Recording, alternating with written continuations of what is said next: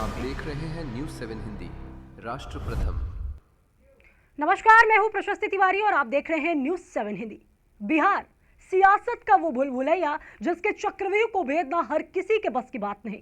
कभी बिहार के सिंहासन पर एक छत्र राज करने वाली लालू फैमिली आज हाशिए पर हाफती दिख रही है।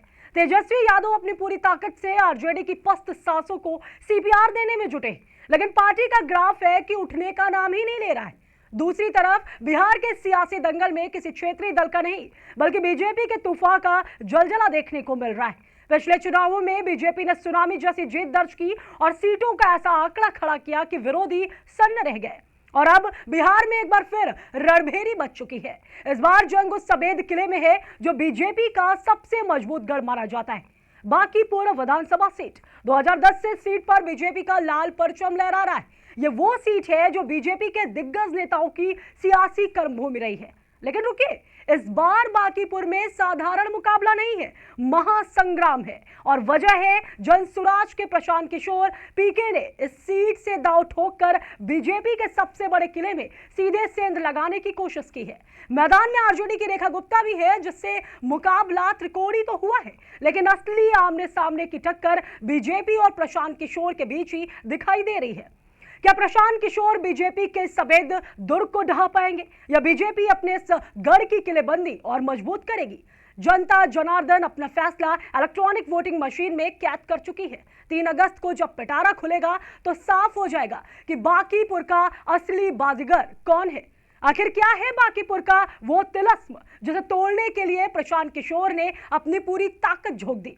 आइए आंकड़ों के आईने में समझते हैं इस किले की सच्चाई।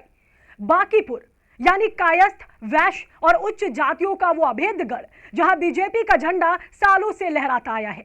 इस सीट पर कायस्थ और वैश्य मतदाताओं की आबादी सबसे निर्णायक मानी जाती। इसके अलावा ब्राह्मण और राजपूत वोटर भी बीजेपी का ट्रेडिशनल कैडर वोट बनकर हमेशा खड़े रहे। इतिहास गवाह है, साल 2010 हो, 2015 की महागठबंधन की लहर हो या फिर 2020 का कांटे का मुकाबला, बांकीपुर के शहरी वोटरों ने हर बार बीजेपी पर ही अपना एतबार जताया है। 2020 के चुनाव में जब पूरा बिहार तेजस्वी के नारों पर झूम रहा था, तब भी बीजेपी के नितिन नवीन ने यहां से बड़े अंतर से जीत दर्ज कर विरोधियों को धूल चटा दी थी। शत्रुघ्न सिन्हा के बेटे लव सिन्हा हो या प्लूरल्स पार्टी की पुष्पम प्रिया, बांकीपुर की जनता ने हर नए ग्लैमरस चेहरे को खारिज कर दिया था। लेकिन इस बार समीकरण पूरी तरह बदल चुके। अब जानते हैं बांकीपुर के 3 सबसे बड़े सियासी पहलू। पहला समीकरण, प्रशांत किशोर की साइलेंट स्ट्राइक। अगर प्रशांत किशोर बीजेपी के कोर अर्बन वोट बैंक में सेंध लगाने में कामयाब रहे तो यह बीजेपी के लिए अब तक का सबसे बड़ा राजनीतिक झटका होगा। पीके ने युवा और बदलाव चाहने वाले साइलेंट वोटरों को अपने पाले में खींचने के लिए पूरा जोर लगाया है। दूसरा समीकरण, आरजेडी का एमवाई प्लस कैडर दाव। अगर आरजेडी उम्मीदवार रेखा गुप्ता अपने पारंपरिक एमवाई वोट बैंक के साथ साथ अत्यंत पिछड़ा वर्ग को साधने में सफल रहती है और बीजेपी जनसुराज के बीच सवर्ण वोटों का बंटवारा होता है, तो बांकीपुर में ऐसा उलटफेर हो सकता है जिसकी कल्पना किसी ने नहीं की होगी। तीसरा समीकरण, बीजेपी का अवैध संगठन। लेकिन बीजेपी को हल्के में नहीं लेना विरोधियों की सबसे बड़ी भूल साबित हो सकती है। आरएसएस की जमीनी पकड़, पन्ना प्रमुखों की अवैध किलेबंदी और प्रधानमंत्री नरेंद्र मोदी का चेहरा बांकीपुर के हर बूथ पर बीजेपी की ढाल बनकर खड़ा है। तो क्या बांकीपुर में 15 साल पुराना इतिहास दोहराया जाएगा या प्रशांत किशोर बिहार की राजनीति में एक नया अध्याय लिखकर सबको सन्न कर देंगे? क्या आरजेडी इस बार कोई नया उलटफेर करके सबकी सियासत की चमक को फीका कर देगी? सवाल तमाम है, लेकिन इनका उत्तर 3 अगस्त की तारीख में छिपा हुआ है, जब जनता अपना विधाता किसे चुनेगी इस रात से पर्दा उठेगा।